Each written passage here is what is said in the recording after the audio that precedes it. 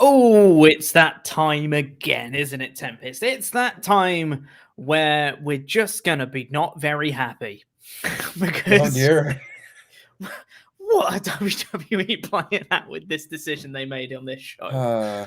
I do not understand, because we're going to talk about it on this show. Welcome to the WrestleTalk podcast review of SmackDown and Rampage. We're leading with SmackDown today. Getting your thoughts and feelings to WrestleTalk.com/supports. We're going to go through all the Ultrachats that are $5 and up by the time the show goes off the air.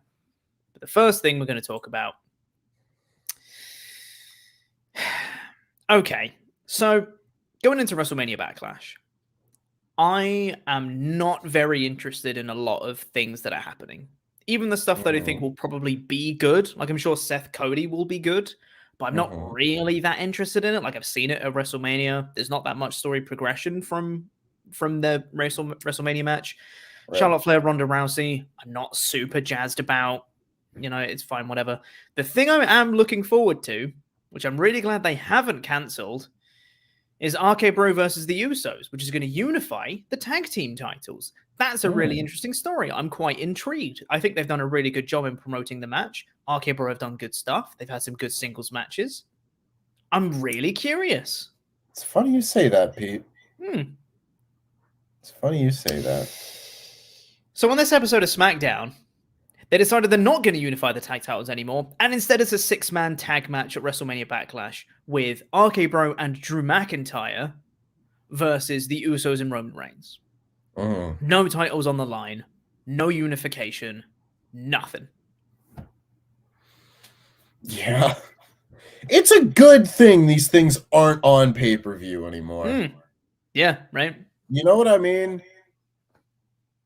Yeah. Oh my goodness. I cannot comprehend how bad the pay-per-view numbers would be for these things if we were still operating under that format. And I have to think that the move to the WWE network and such is at least partially to blame for some of this.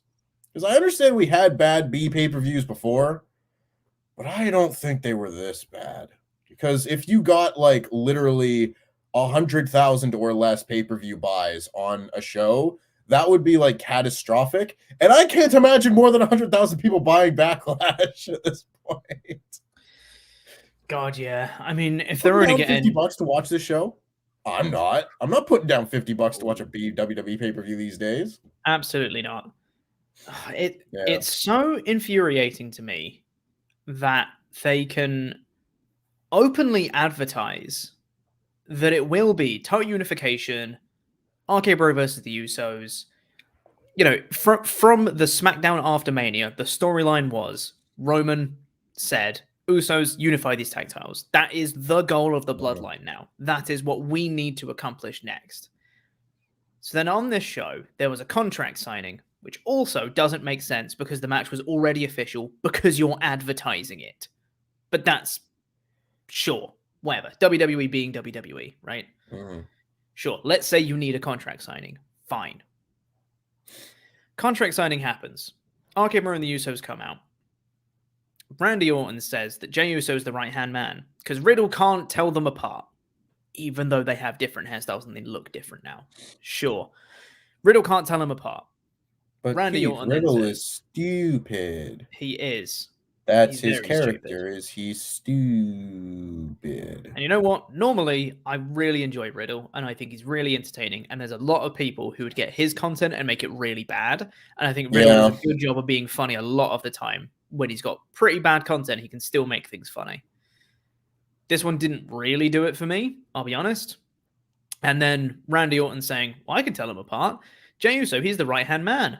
And Jimmy Uso, well, he's just a little bitch. Oh, sick burn, I guess. I kind of like this one. I'm not gonna lie. I kind of like this moment. I like that Jimmy Uso was like, I'm not tolerating that, and was immediately like, I'm lunging over the table. Like those are fighting words. I like that moment.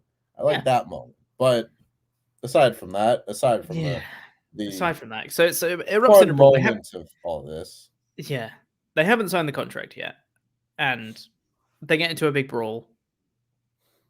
They're fighting. Babyface is standing tall. out comes Roman Reigns to settle all this. He comes out, distracts Randy and Riddle. They get beaten up by the Usos. He was a standing tall. Roman rips up the contract before it's been signed. Rips up the contract and shoves it down Riddle's mouth.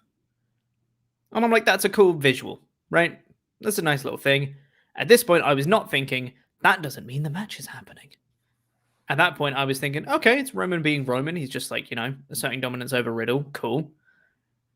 And then out comes Drew McIntyre. And I was like, okay, here is a story. Because you can still have McIntyre come out. He can get the best of Roman and Swerve. There's another contract that Roman didn't tear up. It would be a really stupid story, Tempest. But there was a smaller contract underneath the first one. And they come out and the babyfaces sign the contract and it's like, hey, the match is still official. And now you've got beef between Drew and Roman. It's going to be Drew Roman at WrestleMania Backlash, right? I was like, okay, it's kind of stupid, but sure, that's fine. It's a way to get to the matches that they want. Fine. But that's not what happened because Drew McIntyre came out. Babyfaces stood tall with he and RK-Bro standing tall over Roman and the Usos. Drew got quite physical with Roman, threw him across the ring and all that stuff. They were going back and forth. And then afterwards, Paul Heyman goes to Adam Pearce. We're talking about this segment now. This is probably my most infuriating thing on the entire show. Yeah. So that segment in and of itself was like fine, right? Yeah. It was contract signing that ended in a brawl. Sure. Pretty standard stuff. Pretty standard. Paul Heyman then approaches Adam Pearce backstage and says that he should upgrade the title unification match by making it a 6-man tag to include Drew McIntyre and Roman Reigns. So then they get into a back and forth, right? Where Adam Pearce says, no, I can't do that. I can't just change the match. One, why? No. Recap the entire segment first. Okay. Go through all this, and then we can break it down. Go through all. Because there's a lot here. Yeah, there's a lot to unpack, right? Adam Pearce says, I can't just change the match. And Paul Heyman says, oh, well, if you don't, I'm going to go to the board of directors and tell them that you didn't want to put a match with Roman Reigns in it on WrestleMania Backlash. And believe me, I'll do that. And then he walks off and Adam Pearce is like... And then later on in the show it goes, and it's official. It's a 6-man tag. Okay. Right. Let's break it down, Tempest. Okay. There's so much wrong with a segment like this. First of all, right off the top, Adam Pearce says, no, I can't do that. That's simply not true. You can do whatever you want. Part 2 of all of this is, why would the board of directors care about a complaint about a person in charge not changing an advertised championship match? I don't think they would care too much about that. But maybe you can say Roman Reigns, the double champion, universal uwu champion, they would not want to have him angry. So it's kind of like, okay, let's do what the top star says. And in general, I prefer that over the authority figure making the champion look like a dumbass, which is what we got all the time in the authority. I would prefer we didn't do that. So that's one thing. Okay. That's okay-ish. But I don't think the board of directors would care that much about a guy doing his job. Another part of this is, by the end of the show, like an hour later, this thing is official. So what is this nonsense week after week of, oh, well, we have to get it approved from the board of directors. I'll let you know by next Friday or next Saturday. Then we'll know if we can do this I Quit match. Within an hour, they can get these things figured out, and there's no consistency. And my biggest problem with all of this crap is that the board of directors are the Illuminati. They're just this nameless, faceless organization. I'm more terrified about the board of directors in WWE than I am about any heel, because they're the ones that hold all the power. I don't know anybody who's on that board other than supposedly like Vince McMahon. You know, he's the chairman of the board. Otherwise, you just pull names out of a hat if they're on this kayfabe board of directors. Like, what are these segments, Pete? Who are these people? There's an anonymous Raw and SmackDown general manager that is not a computer anymore. It's just Adam Pearce's cell phone. Yeah. They're the real people that are the general managers of the show. And they're not characters. It's so bad. It's so bad. And that's not even taking into account the fact that they're changing the thing that they advertise. That's not even the problem with the segment. This is like, okay, so there's the kayfabe element that we've just been talking about of like, this doesn't make any sense in the story to change this. As a TV show, this doesn't make sense. This doesn't make any sense. There's the kayfabe element. Then there's the non-kayfabe element, which is you have been advertising this title unification match, and the week before the go-home show, you have changed it to a 6-man tag match. The only way that that would make sense is if all the titles were on the line. Then that would be a bigger, significantly bigger match. And we'd be sitting here talking about what a great announcement this was to make it a title unification match and also Roman's title was on the line as well. That would be a really big match. That's cool. And I would like to hold out hope that that is going to change next week. Yeah, fingers crossed, right? You know, I would like to think that this won't just be a non-title 6-man tag, because that will just break me, because goddamn. But yeah, I'm really not down with WWE's false advertising.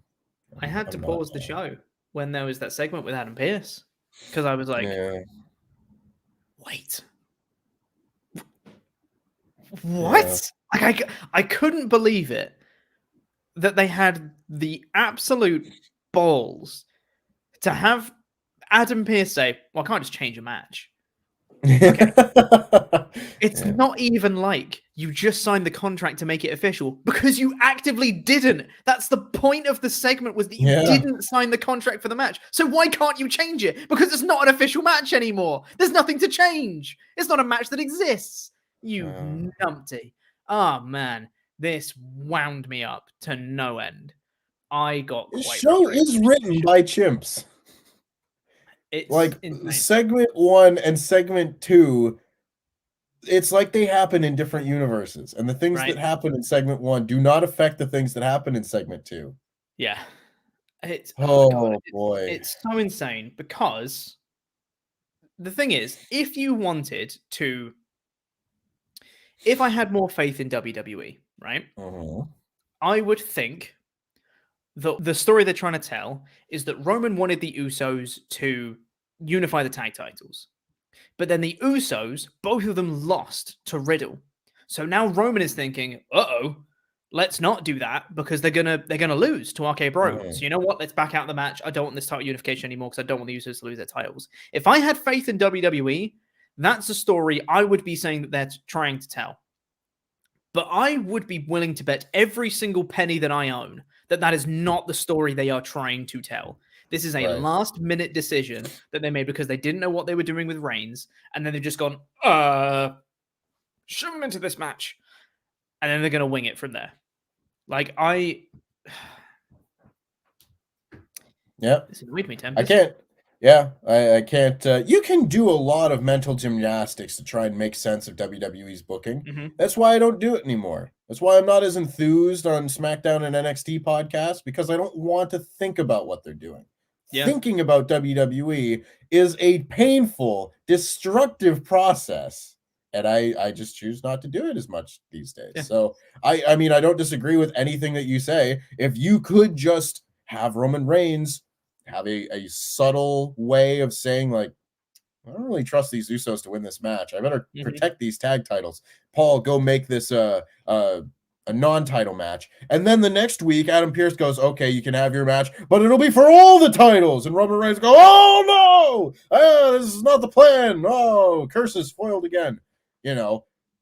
That's a fine little 2-week story, which would be a fine way to get around, like, oh, get rid of the unification stipulation and then add all the title stipulation. But you can't skip step one of having Roman Reigns be the character of importance here.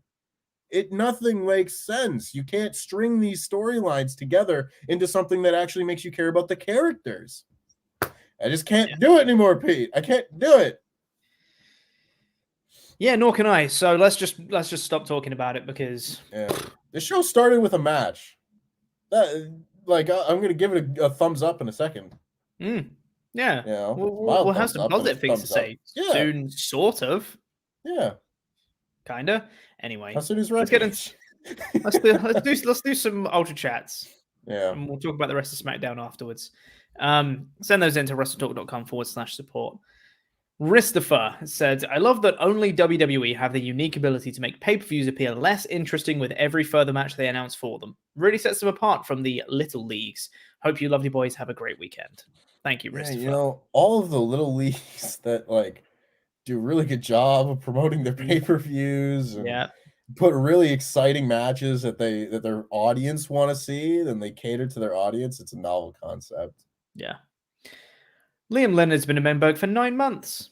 Woo! Thank you so much. Whirlipede Club. Or Whirlipede Squad. It says, 1 month of staying up till 1 a.m. watching this tag unification, and WWE goes, F your loyalty. Whirlipede Squad, let's go, Andy. No, got his shirt because he told me. Nice. Well done. He does that. He's like, hey, buy this shirt. Stop staying up till 1 a.m. watching the tag unification stuff, Liam Leonard. That's what I'd say.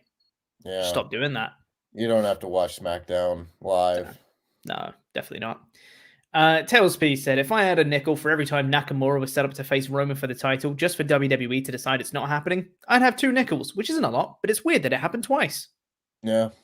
True. It is, isn't it? Yeah. Yeah. God.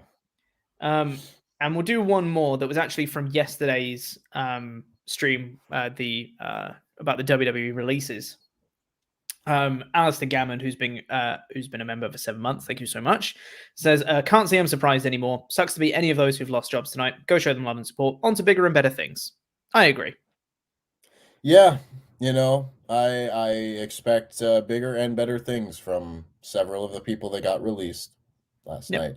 For God's sake, let's get Malcolm Bivens handcuffed to Jade Cargill pronto. The promos. Oh my God, yes. Oh, it doesn't even have to be her. It could literally be anyone. Just take Smart Mark Sterling off TV and replace him with Malcolm Bivens. I would care so much more about Tony Nese if he had Malcolm Bivens talking for him. True. I'd care more about anyone if Malcolm Bivens was talking about him. Oh, a not PG Malcolm Bivens is going to be so fun. On TV, I've heard him at indie shows. Oh, the man is so talented. I love me some Malcolm Bivens. Stokely Hathaway being introduced to AEW is going to be my moment of the year. It's going to be great. But let's talk more about SmackDown first before we talk about AEW. Let's review the rest of the show. It started off with a steel cage match. Drew McIntyre versus Sami Zayn. It just started with a match. Yeah, I was shocked. When was the last time SmackDown just started with a match? I cannot recall. I don't have even any examples to pull from. And also, I don't think they had a really long extended video package to start this episode either. Oh, it was here's the intro. Are you ready for a good time? And there's a cage in the ring. It's oh, we're going. Perfect. Yeah, do this every week. Yeah. Just do it every week. I swear to God, I would bump every single SmackDown that's a 2 out of 5 to a 3 out of 5 if they just started with a match. Because I wouldn't be bored by the time I get to the half-hour mark every week. They're starting every single week. They pick up their first card and it's go back 2 spaces. And they're starting from behind the starting line. Every week they start with a 20-minute promo. Drew Gulak is a special guest timekeeper for this episode, which is a through line that pays off in the main event. I thought this cage match was decent. It was fine.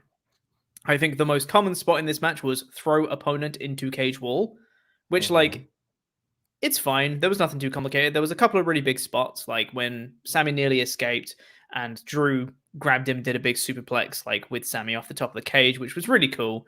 It was a nice big spot. But it wasn't that much to it. Drew won with a Claymore. Cool. It's about what it was. I would have bet my house that Sami Zayn was going to win this match by escape the cage. Mm. And they would have built to something bigger with a Yeah. roof on it. Like, this isn't a Hell in a Cell feud. No. But it felt like they were building to a Hell in a Cell match. I don't know. It's fine. I will say my thoughts about this match in quick succession are they started this show with a match, and that's good. That's good. It still escaped the cage rules. That's bad. They didn't do escape the cage win. That's good. But it was still kind of boring, which was bad. I thought this was like, it didn't hit Von Wagner versus Kyle O'Reilly levels of this is the most generic cage match of all time. Like they actually did fun things. As soon as I hit the superplex spot, I was like, okay, I'm awake. I'm alive. Yeah. I actually, like, the blood is pumping again. I'm feeling something for this match. Yeah. And it was fine. I really struggle these days, especially, again, sorry, WWE fans, but since the introduction of AEW cage matches, which are like just AEW cage matches done properly, ever since that's been introduced, I really struggle to watch WWE cage matches because, like, escape the cage rules are just the dumbest thing, and I can't stand them. Yeah. Like, I don't care that much to like rage out and do a video explaining why escape the cage rules suck. They just suck, know, and I just watch it. And they had a solid 3 out of 5 match, but I'm just kind of like, I'm not interested in watching someone climb the cage 5 times and stuff like that and have to be pulled back in. No, just have a cage match. It's supposed to be violent and such. Yeah. Whatever, it's fine. It was a decent enough match. I don't know whether this is a +1 or maybe it's just not a -1, I guess. I don't think any of them went to try and escape through the door. That is a good point. I was going to say, like, go over the cage or go through the door. And it's like, did he go through the door? I don't think he did. No, I don't think, like, no one tried to go through the door at any point in the match, which is, that's good. Yeah. The door was very stupid. So it could have been a lot worse. Yeah. Yeah. Could have been a lot worse. So this was a fine opener. Yeah. After that, I don't think I enjoyed anything else on this show after this opener. I don't. Because it really wasn't much. Enjoy is a strong word. Yeah. Anyway, Charlotte Flair said she's going to win her match later. Great. Happy talk. Lying. Yeah. She's a liar who lies. She is a liar who lies. There was a happy talk segment. Happy Corbin said he wanted to destroy the Andrew the Giant Memorial trophy. Brought it out, and there were 2 people who had like the hats low bringing the trophy out. And I was like, well, one of them's Madcap Moss, which it was.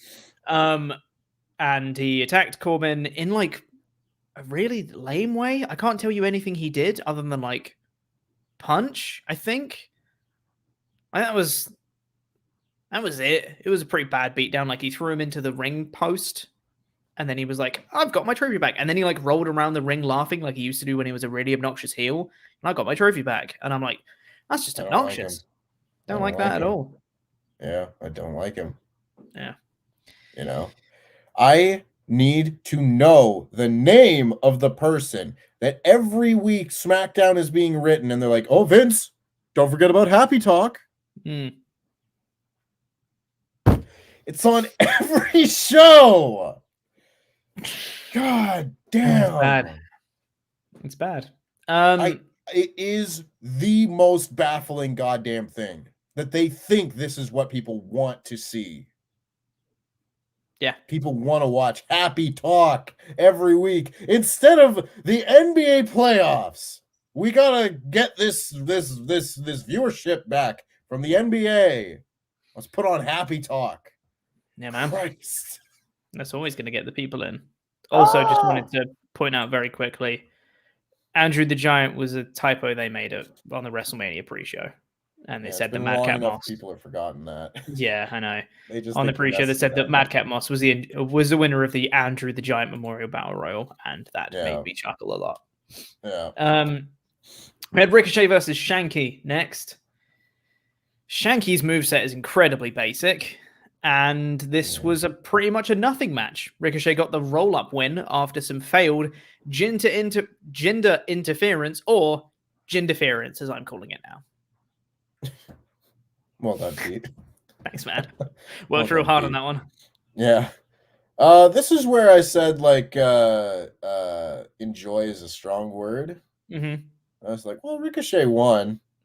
I can't really, should I just expect them to have better wrestlers on TV than Shanky? Yes. I yes, in theory, you should. You should hope that the people on the biggest nationally, worldwide, globally televised wrestling show should be better than Shanky. Yes. But I just know that that's not going to be the case. I've been watching Omos for 2 years. Mm-hmm. Well, we looked at Commander Aziz have one match on SmackDown last year and went, well, that wasn't very good, and he never wrestled on SmackDown again. Let's have that happen with Shanky, please. Yep. But they're breaking up now, so they're going to wrestle each other. Shanky versus Jinder Mahal is something I'm going to have to sit on a podcast and review. I'm not okay with that. That is unacceptable. I'm happy that Ricochet is wrestling most weeks on SmackDown and that he is defending his title quite a lot.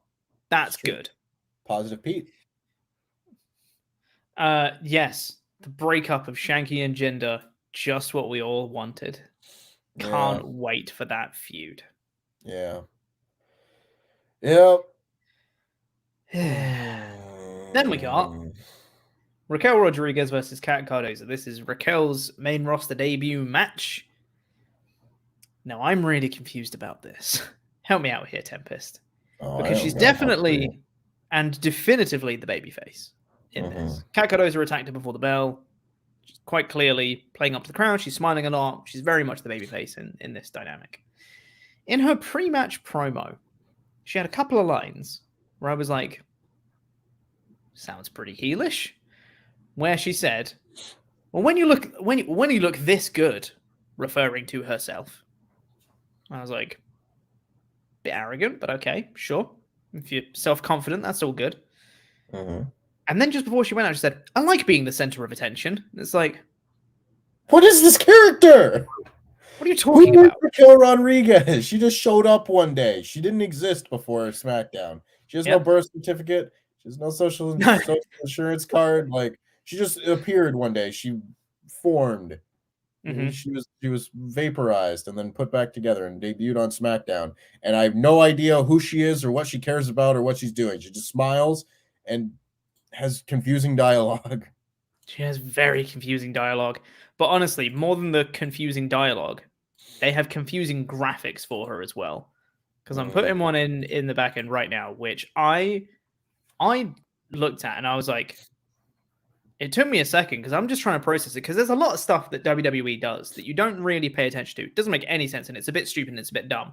But a lot of it, because it's so stupid all the time, it just kind of like white noise and you just it's WWE buzzwords and they don't really mean anything to you. This one just took me for a second. I was like, what? Raquel Ravishes. Yep. What? What are you talking about? She's ravishing, Pete. Just ravishes. She ravishes SmackDown next. It's a double R, Pete. You gotta use alliteration. It just really caught me. I was like, she's what? Yeah. She's the ravishing Rodriguez instead of the ravishing Russian. They could just reuse all these things. Yeah. That's weird. Anyway, Raquel won pretty quickly. Sure. Gunther did a promo with the Ludwig Kaiser, and they said they're gonna win or whatever. Don't care. Is there a single reason why Fabian Eichner could not have been involved in this? He hasn't been on NXT one time. Mm-hmm. I mean, I never want to be like, well, how did this person keep their job? But like, boy, if there seemed like anybody who was destined to get cut after Imperium broke up, it seemed like him. Right.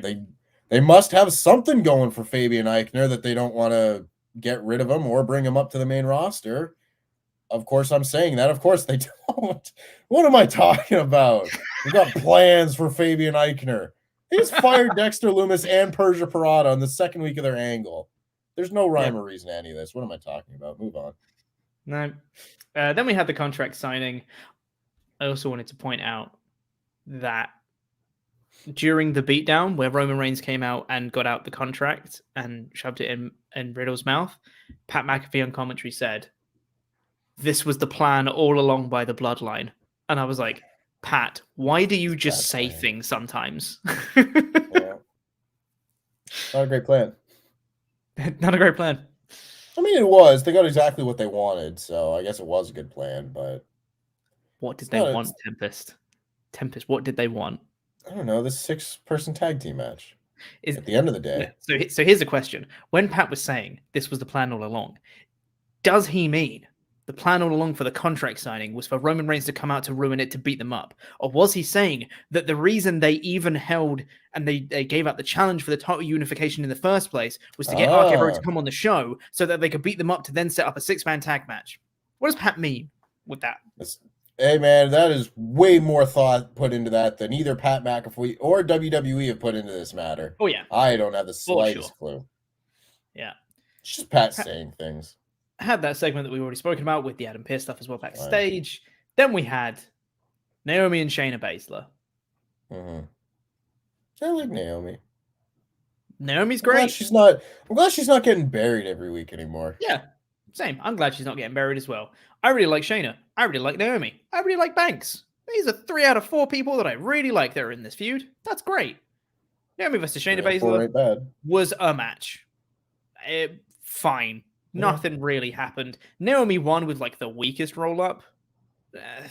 Fine. They had a brawl afterwards. Natty did a sharpshooter and forced Banks to watch while Shayna did that stomp on the arm spot on Naomi. Yeah. Cool. You know, if you're going to have a guy on your show whose finisher is going to be a roll-up, I need you to stop doing roll-ups at least one other time on the same show. Mm-hmm. I don't understand what their aversion to just regular, normal finishes are. I don't know, man. There is, like, it's... And again, people are going to say, oh, the Sami Zayn Drew McIntyre match had a clean finish. And the Ricochet and Shanky match had a clean finish. It's like, yeah, I understand, but we've gone so far in the other direction when it comes to garbage BS finishes that having more than one on a show is just commonplace now and it's accepted. Well, that's ludicrous. If you would have one DQ or one of these finishes on a show, that would be like, wow, shocking, crazy back in the day. Now, granted, things evolve and all that, but I don't think this is evolving for the better. This is just changing. I don't need a million roll-up and whatever finishes on the same show. And if you're doing the same finish on the same show, just change the finish. Yeah. Just change the finish. Next week is going to be Shayna versus Banks, and then the week after that, not on pay-per-view, it's going to be the women's tag title match. Yeah. Is there a reason this isn't on pay-per-view? Or premium live event? Oh, okay. Yeah. Why are Bridge Holland and Sheamus facing Woods and Kingston in a tables match next week on SmackDown and not on pay-per-view? I don't know. Would love to tell you. I don't have any idea. We got a recap of Butch versus Woods. Hashtag where's Butch? This show is in the mud, Pete. Oh, people used to say SmackDown was such a good show. It was all right for a while there. This show sucks. It's not good, Tempest. It's not good. It's really bad. Why are we still watching the New Day and the Chimney Sweeps? I can't tell you. And I also can't tell you, Tempest. I can't tell you what Holland and Sheamus said in their promo because I wasn't paying attention, because I just glazed over. Literally, I was just completely out of it. And when their entrance hit again, I was like, oh, God, they cut a promo, didn't they? I'm not rewinding. They said they left Butch like in the locker room. Like that's we sat him down in a corner and he's gonna stay there. Wait. Okay, hold on. I'm sorry. So they actually found Butch and they put him in the locker room. That's what they said. As far as I can tell, that's what I checked on my one watch through of half paying attention. What was the point of the whole "Where's Butch" thing then, Tempest? Because he's gonna go lost every week, Pete. But they It's found gonna be like a "Where's Waldo?" It's "Where's Butch?" But he wasn't with them at the show this week. It's okay. Things don't have to make sense, Pete. It's just let go. Let go.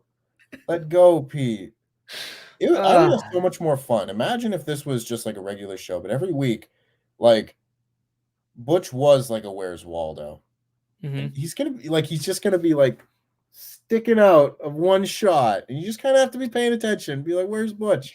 And then maybe now I'm giving them ideas. Maybe they can start like a Twitter thing or a text thing, where if you could text in where you saw Butch, where you found Butch, and be the first person to enter, you can win some great, stupendous prize. That'll get more people watching. Stupendous, you say? I'm using their Budwords. Budwords?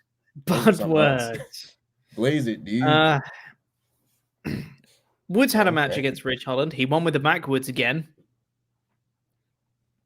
I don't like it, Tempest. Yeah. See, I've never quite really been a big fan of people using roll-ups as finishers, like unironically. Like when Bryan Danielson does it and he's like, I have the smallest package. I was like, you're a funny man. You can get away with it.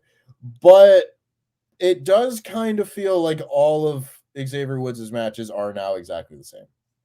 Yes. Because he's going to get beat up for a while, and then he's going to hit a surprise roll-up and win. I know that's going to happen every single time now. It's really not great for my suspension of disbelief. Yeah. Sheamus then called out Kofi Kingston immediately afterwards. They had a match. Sheamus won with a brogue kick. I'm so bored of this feud. Maybe you need special clearance to do something on a premium live event. But it's like, oh no, I can't make that match official. Oh no, we need board of directors to do this and that. Hey Kofi, you want to have a match right now? Want to just get in the match right now? No, forget about who's in Gorilla right now and what's scheduled is the next segment. What's the next match? Do you want to fight right now on this TV show? Oh yeah, okay. And they go. I mean, I don't care about any of it. I just shows ludicrous. They did a powerbomb to Woods through a table to set up a tables match next week. Cool. Lacey Evans did a promo. It's still really good. I really like these promos.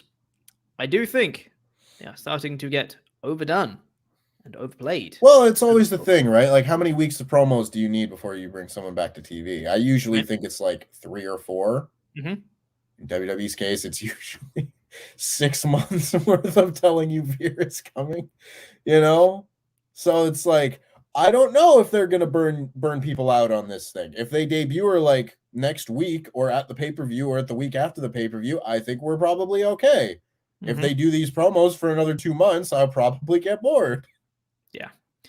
I can't give them the benefit of the doubt that they're not going to do that is the problem. After you do Veer is coming for 6 months, you once again lose that goodwill. Yeah. We then got Ronda Rousey versus Shotzi in the first of the Beat the Clock, I Quit challenge matches. She won in 1 minute and 41 seconds with an ankle lock. It was fine. If anybody else, I understand that like people lose short matches and everything, and all the time anyway. If this was anybody other than Ronda Rousey, I would just be like, how are you going to be a professional wrestler in WWE and lose in 1 minute and 20 seconds or 1 minute and 40 seconds? You're going to submit. You can take no more punishment after 1 minute and 40 seconds. Now, granted, I wouldn't last a minute and 40 seconds in a fight against Ronda Rousey, so that's totally fair. But if it's anybody else, I'm always just like, this is why beat the clock matches used to be a lot more fun when the time to beat was like 7 minutes. Mm-hmm. You know, when the first guy does a match and he wins it in like 11 minutes, he's like, that wasn't a very quick time. And then the second match comes and like maybe the first person to challenge the time doesn't quite make it because their heel is being a dickhead and running away, and the time just expires. He's like, missed it. But then the next person, they get like 8 minutes, and that's better. And then the next person's like, I sneaked it out, got 7 minutes, and then the last person doesn't quite make it. You can have different matches in every one of those, and it's a much more fun experience because you get like 5 long matches on a show. Long matches, 7 or 8 minutes isn't long, but it's longer than a minute and a half that we get in these ones. The main event of this show went 1 minute and 40 seconds, Pete. The main event of SmackDown was 1 minute and 40 seconds. Unacceptable. So Ronda Rousey won in 1 minute and 41 seconds. Charlotte then did a little promo to be like, where's Aaliyah? Aaliyah then came out. Charlotte then looked like an absolute numpty because she was just taking her time. Like, there was the occasional bit where Aaliyah got a bit of offense in, but the majority of the match was Charlotte like doing a big boot or something to her and then turning to Ronda Rousey and being like, see, I'm great. And it's like, pin her, you idiot. What are you? Not great You're until on you the win. clock. Like, Jesus Christ. And then she didn't beat her fast enough. Shock horror. She got in the figure 8 and Aaliyah tapped like a second or two after the time expired. She didn't say I quit, but she did tap. But then Charlotte got annoyed. Ronda won and was high-fiving fans and ran away.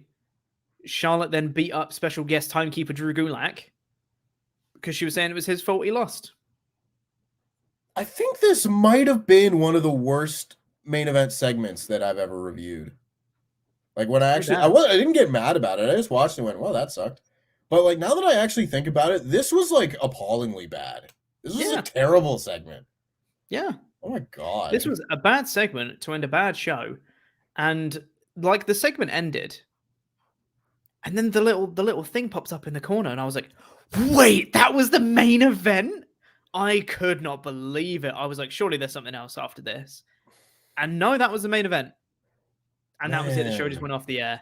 I was like, how? SmackDown and NXT are really having like a knockout 10-round Rocky Balboa Apollo Creed fight to be the worst wrestling show going right now. Like they are having a Fry Takayama slugfest. Oh my God, this is like a terrible program. It's not good. I hate these beat the clock matches anyway because you can't do a beat the clock. You can't do any match like this with a time limit that you need to like very carefully plan because you have spots and you have things you need to do, and then you have a time limit that you need to have like a finish designed for the time limit, right? Like you need to have her in the submission within 5 seconds so you can have like the really close finish and then she taps after the bell. You can't do all of that in 1 minute and 40 seconds. Have it look fluid and natural with someone like Aaliyah, who's not a great wrestler. You can do this in like a 7-minute match because you do your spots, but you spread them out during a match, and then you have plenty of time to make sure you're in the right spot for the finish. Yeah. In a match like this, of course, it's going to look rushed because that's the intention, but the match itself is rushed and it's sloppy and it's not good. Have good matches. Have good matches. Have good matches. That's it. That's all you need. Have good matches. God, this was like a 1 out of 5 show. This show sucked. In my edited review, I gave it a 2 and then called that generous. Yeah. So, yeah. Like, I didn't get mad at this show at all. Show's on. I was bored. I don't care. I'm just writing. I just didn't care at all. But like going through this segment by segment, this show is awful. This show's terrible. Really bad. God damn. You know, every week, I think I said this in an edit review for NXT recently. Every week I like understand more and more what Brian and Vinny had to go through when they were like reviewing Impact every week. And they were just like, what? This show is terrible. I was like, I get it now. I actually do get it, you know, like not just the WWE at the time level of badness when it was just like, oh, you're guest host, but like really bad TV. I feel like NXT and SmackDown have really shown me, really opened my eyes to what it's like to review terrible wrestling every week. And at least for that much, I would like to thank them for that. It gives me a better perspective on the world. Well, you could also just book better shows, though. Book better shows. And speaking of better shows, it's a Rampage. Hell yeah. So, immediately on this episode. Sorry. I do want that Gloden boat.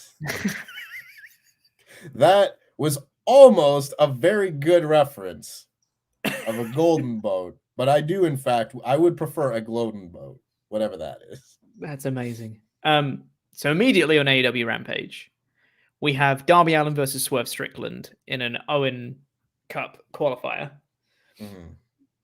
When this got announced, because I feel like when the qualifiers started, it was fairly obvious as to who was going to win every match, right?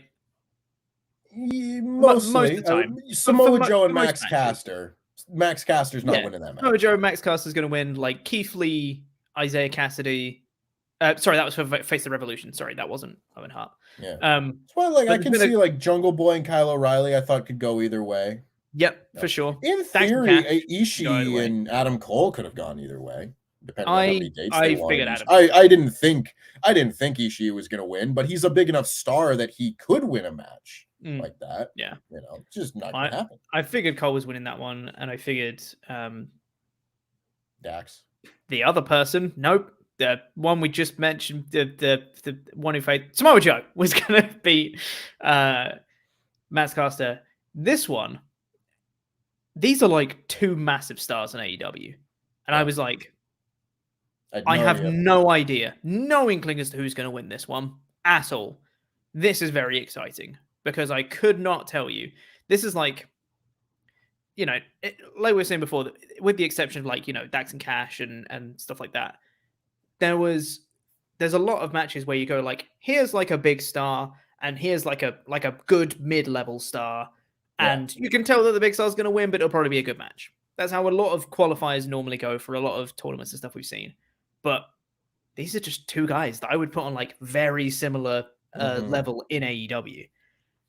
Having Darby versus Swerve was so much fun. Like, just, God, it's so much fun. These guys are such good wrestlers. So fluid all the time. And just seeing, like, it's the tiny little subtleties that really, like, make it for me. Like, when I think it was just as they were going to a picture-in-picture or something. And the way Swerve got off the apron with Darby on the outside was he did a little forward roll to the outside. Yep. And I'm like, you didn't need to do that. That's awesome. Like, it just makes him feel different. When people move and do moves in a different way to normal, it makes them feel unique and special. When you're just part of the formula, you're just another body, right? So this just made it. It's the, like I said, it's the tiny little subtle things that make this so impactful to me. And they had a great match. Obviously, of course they did. They're amazing. Really enjoyed all of this. Ricky Starks came out to try and attack Swerve. Sting got in the way to be like, no, none of this, please. But that in and of itself was enough of a distraction to Swerve so that Darby did his special roll up that I forget the name of, the backwards, and he got the win from that, which I thought was good. You know, it protects Swerve a little bit in defeat. I thought it was good. Yeah, I mean, I'm not gonna lie. I think that Swerve should be like AEW World Champion. Like, I think Swerve is one of the best wrestlers in the world and can be one of the biggest stars in the company. That being said, I understand that they're not just gonna do that. Like, they've got their plans or whatever. That's fine. I can handle that. And I've seen a lot of people, you know, like every time Darby wins one of these matches, a lot of people say like, I thought Darby should lose, or I wanted Darby to lose. It's like, well, you do have to keep in mind that he is one of AEW's biggest stars. Like, he's been there from day one. So even though he will go up against like a Swerve, someone who seems to be on fairly equal level playing field with him, I would like to think that he probably will get most of the wins in matches like that. Just like Ty goes to the veteran in that case. And he's not a veteran in the grand scheme of pro wrestling, although he kind of is.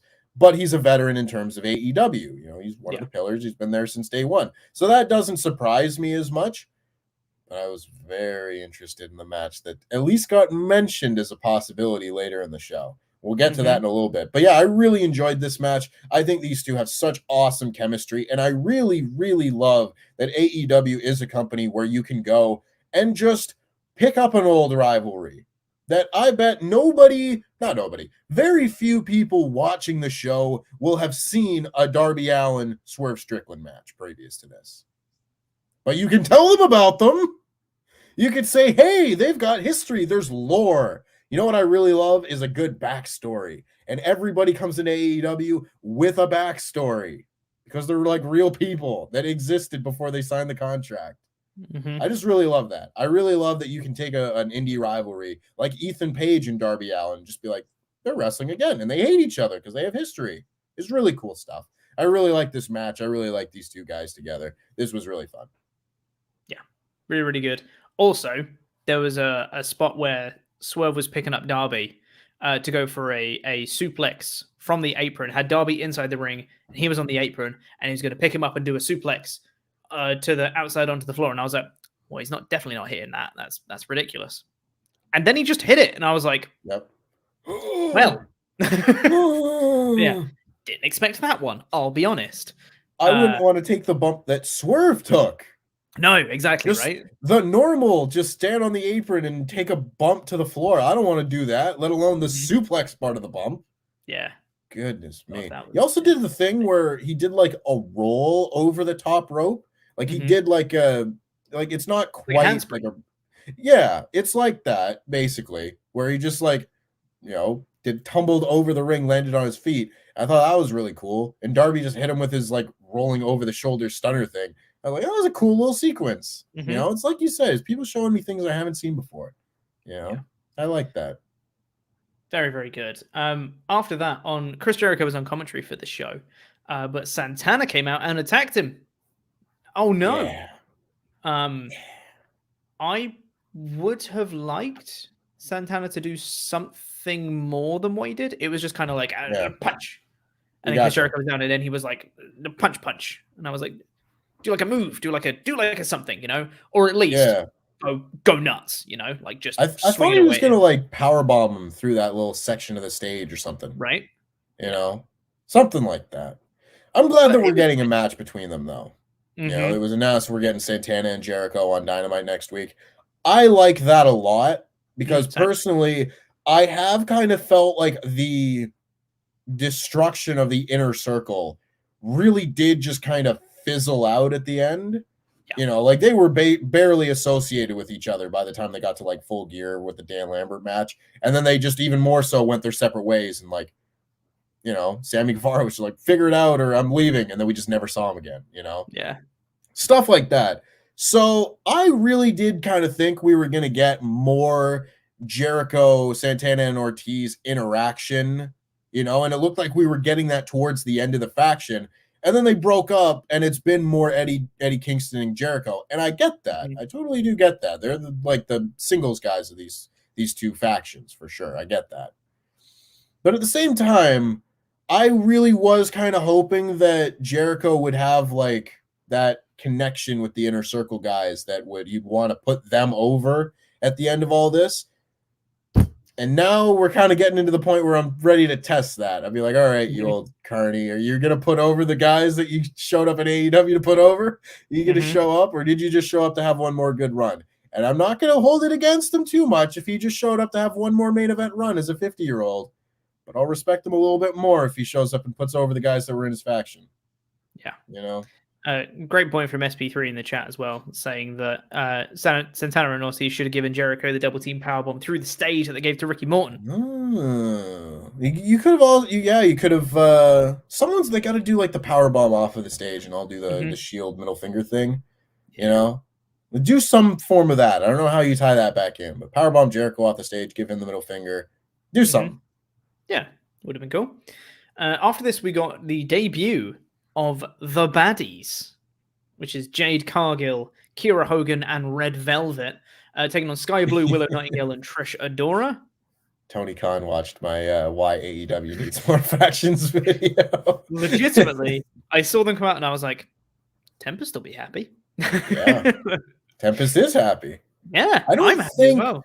I'm very happy with this group, honestly. I want more women's factions in AEW. I want more tags and 6-woman tags and all that sort of thing in AEW. It just gets more people on TV. Like I said in my video, why AEW needs more factions, for quite literally just that reason. I really like these three together, though. I'm still waiting on the explanation for why Red Velvet has suddenly had a massive change in personality. And just give me a line. Just tell me why because she is very different than she was when like Layla Hirsch was turning on her just a few months ago. Mm-hmm. And she's not on TV enough for people to just know why. So tell me why, and then I'll be good. But that being said, I'm really happy to see Kiera Hogan on TV. I love Kiera Hogan. I think she's great. I'm really happy to see her in a faction that will hopefully get her a lot more TV time. And I'm really happy to see all of these opponents on TV too. Like, I like Willow Nightingale. I like Skye Blue. I like Trish Adora. That being said, Trish Adora did not hit a move in this match. She just got kicked in the face and hit with Jaded. I'm glad she was on TV, though. I really like this match, and I like the concept of doing this match. I think matches like this offer a lot for AEW, especially when they just seemingly cannot put more than 2 women on a TV show in front of the crowd most weeks. You know, putting this like it instead of having just 2 people in the match, they had 6 people in the match. I know that's like very step one, square one booking philosophy. Well, you got 2 people in a regular match, 6 people in a 6-woman tag. Let's do that one. But they don't do that one enough of the time for me to really give them credit for it. Yeah.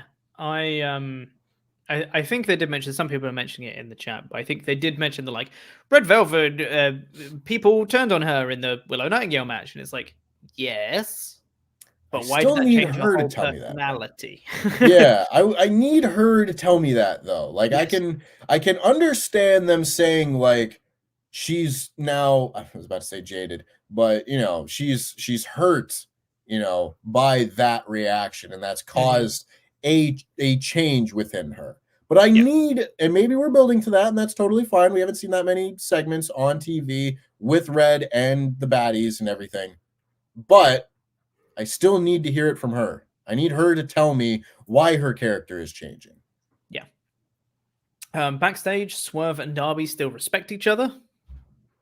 Nice. I like it. Baby faces not quite being allied.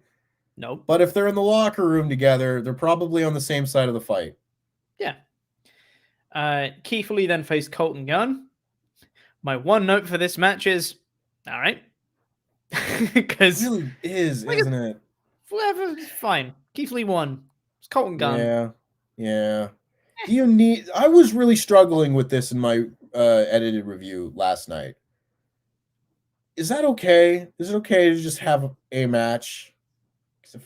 You know, because I was trying to decide whether I could give this like a positive score or not. Because like it was fine, it was perfectly fine, and also like, but I can't tell. Like I'm struggling here between my like ADHD, like everything needs to be happening all the time, and also no, let's chill the F out and have a match every once in a while. You know, I'm struggling there, and maybe it's just because Colten Gunn is not interesting to me. If this was just someone else, you know, like maybe I would just care more. Yeah. But I don't want it to sound harsh. But I said to my friend as I was watching this last night, I feel like the Ass Boys are like 5 out of 10 wrestlers, you know? And that might sound harsh, but I mean, like, they're perfectly adequate. Like, they can have a match. They go in there and they have a match, and they don't look bad at all. They're not bad wrestlers. They just don't have that, like, charisma or anything really special about them. It makes me want to see their matches over anybody else's. Yeah. And that wouldn't be a problem, like, 2 years ago. But now AEW's roster is, like, loaded with 8, 9s, and 10s out of 10s. And granted, you can't have those people lose on TV to Keith Lee. But I think now is the point where we need to start having like the 6 and 7 out of 10 guys start losing matches on TV instead of the 5 out of 10 guys. Because I really just can't care about factory matches or gun club matches. And I was going to say wingmen matches, but we don't really get those anymore. It's really just the factory and the gun club. And I don't care that much about them. You know, maybe they're going to show me something at one point and they're going to really like have the big gun club coming out party. This is why you should care about the guns. But I don't. I really don't. Yeah. And it brings down my enjoyment of a match like this a little bit with them being involved. And I feel like that's unfair, but that's also just AEW having a really high batting average right now. Yeah. You know? There was a segment that I don't think I wrote notes for where the Acclaimed spoke with Gun Club backstage. Yes, boys. And they were like, hey, we should like join forces or whatever. And they were like, no, I'm going to go speak to my dad. Okay. See, that's also the problem with all this. I think if the stars of the group were the Guns, the two of them, maybe I'd care more. But the star of their little trio is still their dad. Yeah. Ancient ass Billy Gunn that I never want to see wrestle again. You know, like I can't get involved in that. Like I can't get invested in that. Sorry. We are getting Jeff Hardy. Sorry, go ahead. You're the real Mr. Ass. Thanks, You're man. the only Mr. Ass that I care about. Jeff Hardy is facing Bobby Fish in an Owen Cup qualifier as well. That should be a fun match. And each of them got promos here. Jeff Hardy saying that he could maybe face Darby Allin.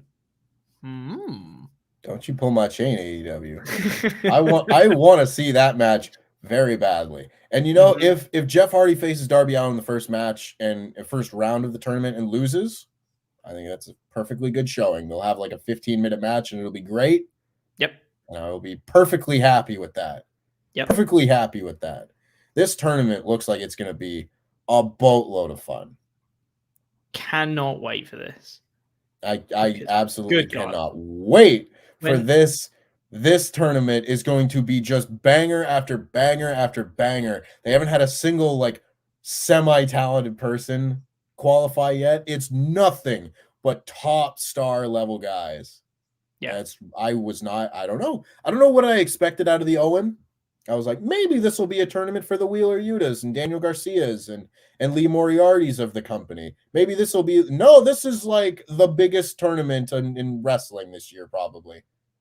They'll probably have more top level talent in this tournament than the G1. Unless the G1 allows for like international travel. Then all bets are off. Are off. But if we're getting another G1 like we did last year, I'd prefer this tournament. Yeah.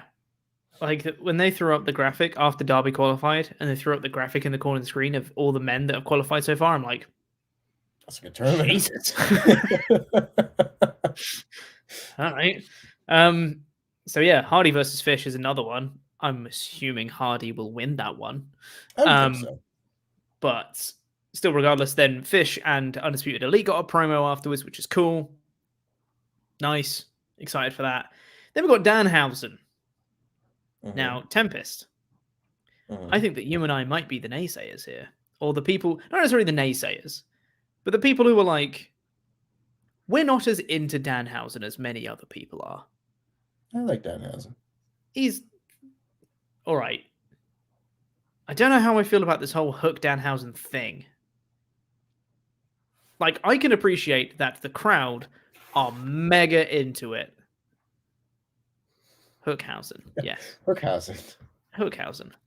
I understand that people are really into this, and I really like that people like it. And you know what? If it's working, if the crowds love it, awesome. By all means, keep doing it. Great. I just don't think it's for me. I don't know if I get it. I don't know if I'm on board, but that's fine. If people like it, people like it. Like, I'll be perfectly honest. This is not the direction I would have taken Hook. No. I think a lot of people know the direction I would have taken Hook. And that's very different from this. And that's fine. I'm cautiously optimistic. I haven't enjoyed like the backstage bits as much, just because I don't think like if all of the backstage segments with him popping out of a trash can and all that, if those had all taken place in front of the crowd, and like Hook is in the ring and Danhausen like pops out of a trash can like in the by the timekeeper's table. You know, he just pops out and everyone goes, "Oh, look, it's Danhausen over there." And Hook like gets distracted during his match. He's like, "What is this indie goofball doing?"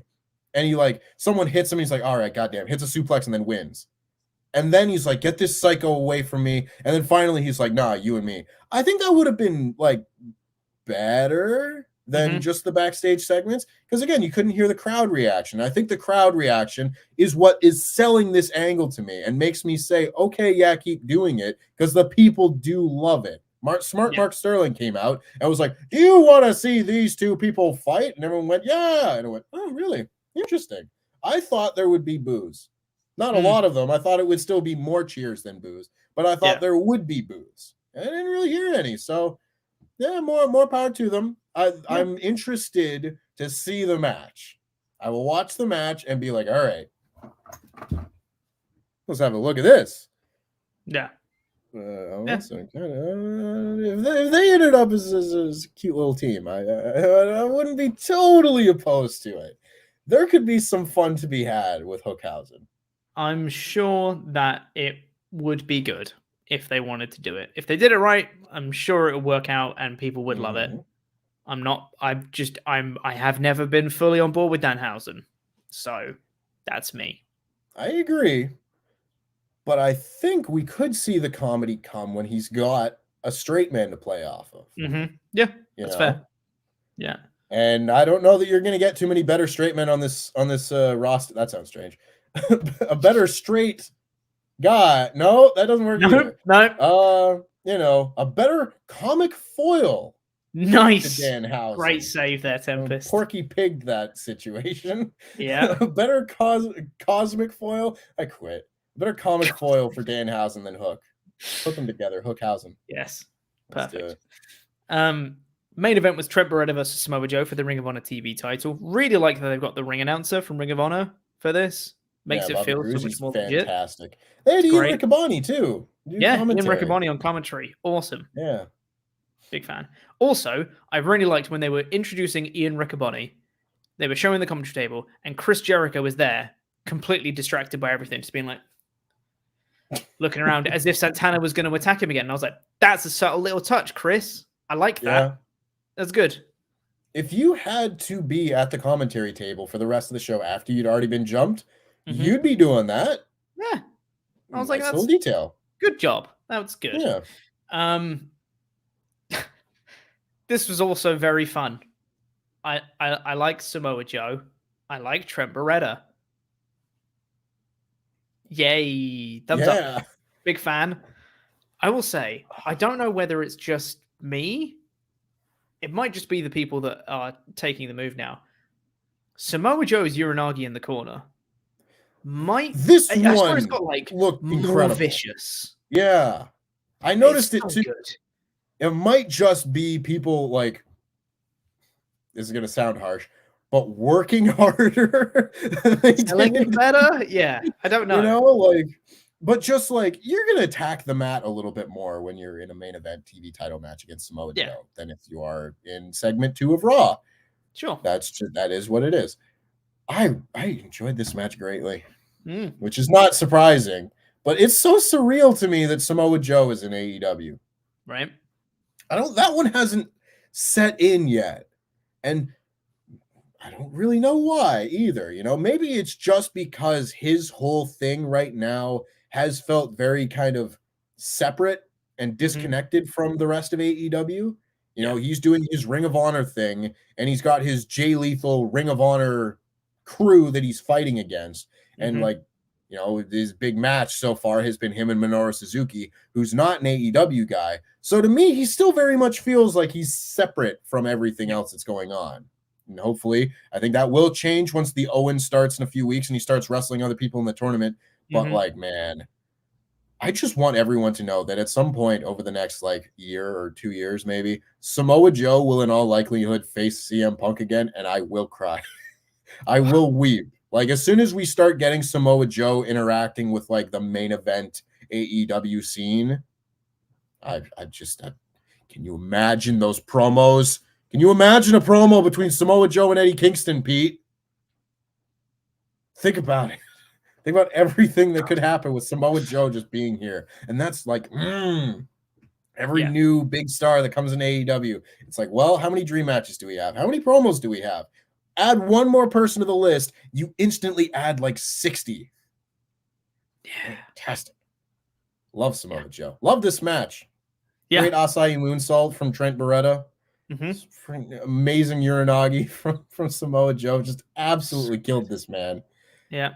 Samoa Joe put his hands in his pockets against Orange Cassidy. How dare he? I know. It was great. I want to see that match too. Orange Cassidy, Samoa Joe. That sounds like a ton of fun. Yeah, it does. Oh, yeah, it's awesome. What a world we live in.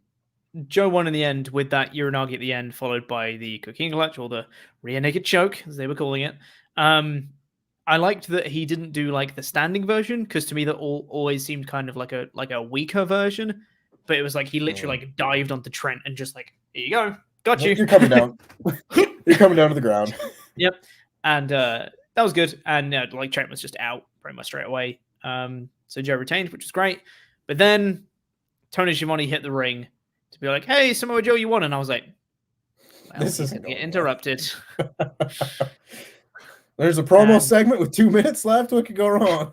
Yep. So then out came Jay Lethal and Sanjay Dutt and Satnam Singh, and Orange Cassidy had tried to attack Satnam Singh, which was quite funny. I liked that a lot.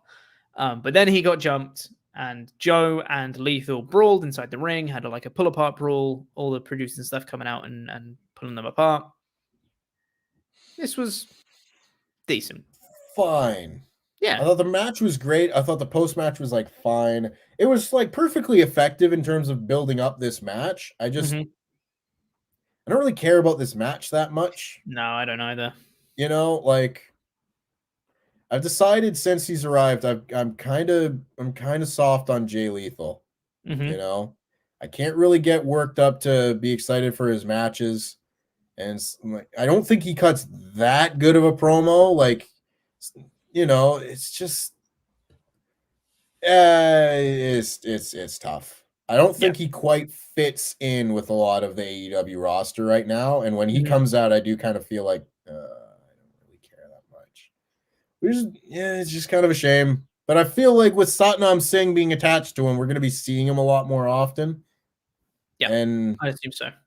I don't know how I feel about that. Yeah, personally. Yeah, me neither. But it was a decent show. Rampage. It'll be a good pay-per-view match, though. There's Samoa Joe, Jay Lethal. If they wrestle at Double or Nothing, I'm sure they'll have a really good pay-per-view match. But yeah, it's not one that I'm going to be most looking forward to. No. 4 out of 5 episode of Rampage. I thought pretty good. Enjoyed it. Once again, a breeze to watch. It's an hour. Yep. Great. It's easiest wrestling show of the week. To watch of the week. Absolutely. Easiest wrestling show to that. Yeah. Words are hard today, Pete.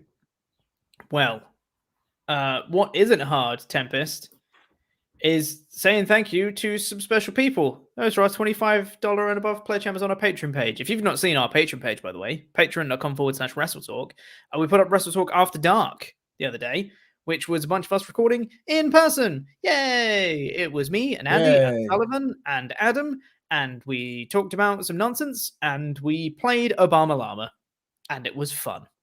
So go check that out. It gets very sweary, and we drink a bit. It's a good time. So yeah, go check that out. Patreon.com/WrestleTalk. There's also WrestleTalk Extra, where Luke and Sullivan reviewed NXT TakeOver Dallas recently as well. That's awesome. Go check that out too. A good show. Yeah, such a good show. And if you pledge at the $25 or above tiers, you get your own custom wrestling nickname, and they get read out on a show much like this one. So thank you to General Jimmy G. Yeah. Tower of London, Nigel Morris. What's love got to do with it, Matthew Turner?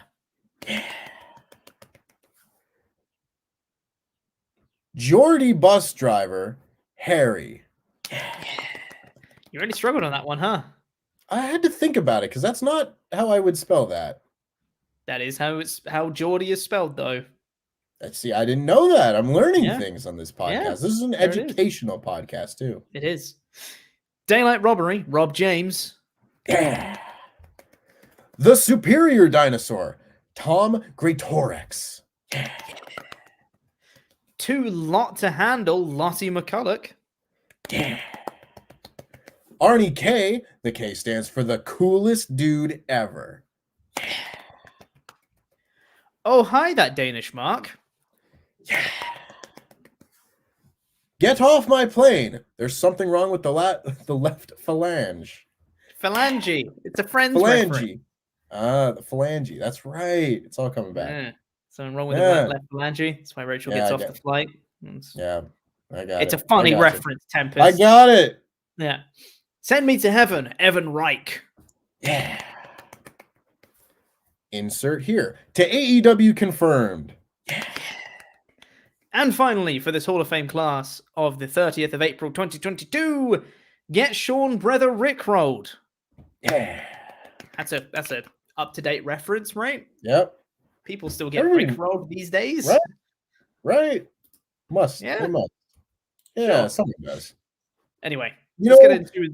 I will say one of the guys that we just brought in on the Toronto Blue Jays had his walk-up song be the Rickroll song. Nice. It's the only time I've heard that song this year. It's just like, that's an interesting choice. Did someone choose that for him? I don't know. Let's get into the last of the Ultrachats here. Last chance to get those into WrestleTalk.com/support. Misha Sumra said, disaster recovery booking. The sixth man becomes a unification bout again, but the winners hold the belts under the Freebird rule. More belts for Roman. Bravo Tempest for the release stream with SP3. I popped for Pete's retro sofa, LIW 444 Life. What?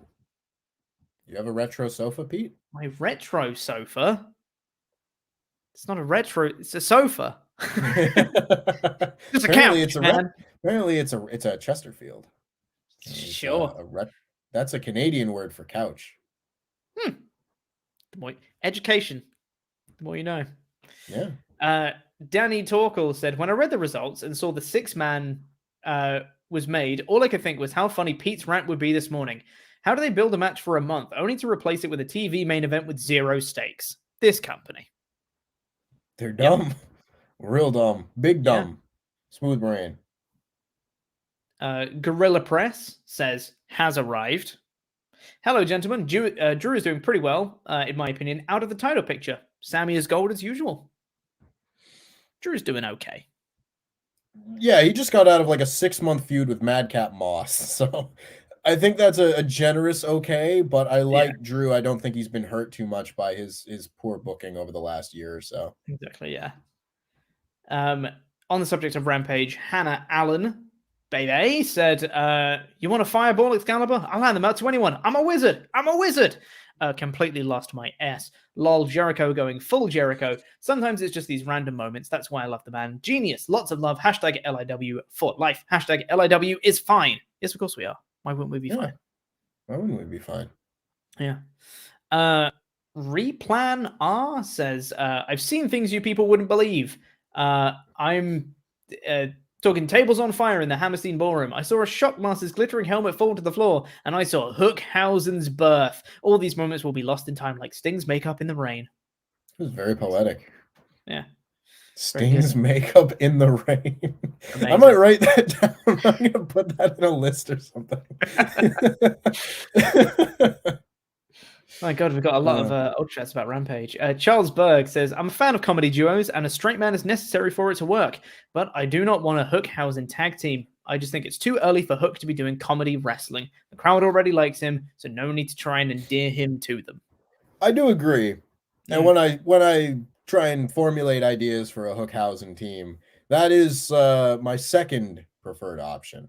And the first being Hook being like AEW World Champion and being an unstoppable killer that works his way up the rankings and then challenges the champion and wins.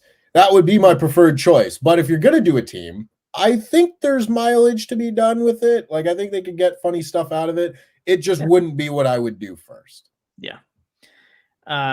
Jaden Jones says, TK, give me a tag Hookhausen run like the AEW RK Bro or Kane and X-Pac. Maybe a tag title match at some point down the line. Plus, it keeps Hook fresh, but keeps him away from singles titles and ready-made heel heat for when he murders Danhausen later. It doesn't have to be a long run either. Keep that in mind. It doesn't have to be a long run. The Broserweights were a really short run. Granted, that wasn't on purpose, but that was a really short but memorable run. Brian Moore said, I made a DBZ reference during the Dynamite review comparing the Undisputed Elite to the Ginyu Force. Ginyu? I don't DBZ. I'm not sure in that case. Yeah. And Kenny to Freezer, and it went right over Luke and Ollie's head. Yeah, I'm officially LIW for life. We also didn't get it.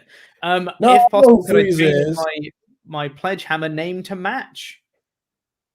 What do you want your Pledgehammer name to be? LIW for life? What do you want your Pledgehammer name to be now? Always leave the crowd. Always leave the crowd wanting Brian Moore. Which, by the way, is one of the best names I've ever come up with. Just throwing that out there. Yes. Now you want to change it, Brian. Oh, you're gonna hurt Pete's feelings. I know, right? I like a little bit of DBZ though. A little bit. Mark Graf Ludwig Wilhelm von Baden. What a name. Memberg for 9 months. Thank you so much. It says, sadly, my name is too long for Ultrachat, so this is my only way of talking to you guys. Wait, what? Your name is too long for Ultrachats? Oh, it's a Memberg thing. So yeah, maybe his full name gets cut off on the Ultrachat. I mean, sure, but you can still Ultrachat in if you want to. Yeah. I don't think there's many Mark graphs that we're going to confuse you with. I'll be honest. Yeah. This is my only way of talking to you guys. So should Wardlow be AEW champ in this year? Yes, for me. No. At this point, I will say no. But I think he could very easily change his trajectory from being like this to very quickly being like this with very little effort, because they're doing a fantastic job with the Wardlow stuff right now. And if the people take to him, if he's like the hottest thing on the show and they're chanting Wardlow like Goldberg, like if he's Goldberg levels of you gotta build the whole company around this guy, maybe maybe you put the title on him by the end of the year. I don't know. I think plans have to be fluid depending on what the situation is. Within reason. Don't go crazy with it, but if things change, be adaptable. Yes, I can agree with that. Plasma PD said, morning LIW, Jay Lethal versus Samoa Joe is more of an ROH feud than an AEW feud, but because TK is sitting on his hands for an ROH TV deal, instead of using the ROH website, it's going to hold both of them back for a little while. I agree that it's an ROH feud. I don't know if they were like waiting to get it on like an ROH TV show. They might. I could be wrong, but I think they also might just blow this off on Double or Nothing or something. Yeah. Checkmate OW says, I was there live. All the people sitting in section 208 were awesome. We were the ones who started the Sting chants and the 208 chants during the Joe match. Don't do that. Don't do that. Don't do that. It's bad. That. It's a bad chant. Yeah. Had a blast and it was a really good show. Yeah. Had a blast and it was a really good show. My friend's cousin was on Dark as well against Julia Hart. Oh. Nice. Oh, that's very neat. Yeah. Eternal Blues says, a personal shout out to both Swerve Strickland and Darby Allin for representing the Seattle Metropolitan with pride. Desperate for AEW to have a big show in the Emerald City, but they sure do seem scared of the Rocky Mountains. Go Hawks. Yeah, I'm not quite sure what's going on there. Yeah. They've been very hesitant to go out west. And granted, like their markets have been on the eastern side of the US, but I would think that they would draw well in Seattle and such. I don't see why not. Yeah. Musket Meerkat says, hey Tempest, I met you at the karaoke bar in Chicago last year for Revolution. Just wondering if you come back to Chicago for Forbidden Door. Can you bring your Yu-Gi-Oh decks? We have a duel. Also, how do you feel about Dino Wrestler Pancratops? I'm not sure how I feel about it because I don't know what that is. Unless something changes, Unless something changes, I don't believe I will be at that show. I'll say that. Unless Ollie wants to have the entire company go to Forbidden Door, which is still Luke Owen's goal here, to get the company to take a trip. Unless that happens so badly, I would like that as well. Unless that happens, I don't think it's going to happen. But should I be in Chicago again for another wrestling show, I will try and remember to bring my Yu-Gi-Oh deck, which will need dusting off at this point. But I do remember you, though. I do remember the people that I hung out with in the karaoke bar. Nice. So don't think I've forgotten y'all. I'm a man of the people. And Brian Moore once again says, I've had a roller coaster over 24 hours. Rough day at work, sister's birthday party, NXT releases, Tempest followed me on Twitter, and then I had a potential falling out with my best friend. That sucks. I just want you all to know, I really appreciate you guys. You're fun. You're fun. I appreciate you too, brother. Moore. Thank you. Yeah. Yeah, you're great, and hang in there. Friend breakups are worse than regular breakups. So hopefully that's not the case. Hopefully y'all can patch things up if that's what you desire. At least I hope that whatever the path of least heartbreak is, I hope that's the path that you go down. Well said, Tempest. And on that note, I think that's going to do it for this episode of the WrestleTalk podcast. Thank you so much for listening, everyone. Really do appreciate it. We'll be back. If you've been watching the WrestleTalk news, you'll know that Monday, the Randy games begin. My favorite kind of games. My favorite kind of games. And Monday, not only is it the debut of the Randy games, but also it's my challenge first. Ooh. This is where the Randy games are going to start and the Randy games are going to stop on Monday. I'm going to win and it's going to be great. Stay tuned for the WrestleTalk news for that. It's going to be a bit of fun, hopefully. Thank you so much for listening. Really do appreciate it. We'll be back with more content soon. Like and subscribe if you haven't already. And we'll be back with more content next week because we're going into Backlash. So we've got predictions next week. We've got live reactions. We've got all sorts of stuff. So stay tuned for all of that. Love you very much. Stay safe. Bye. Where's my outro? There it is. Bye.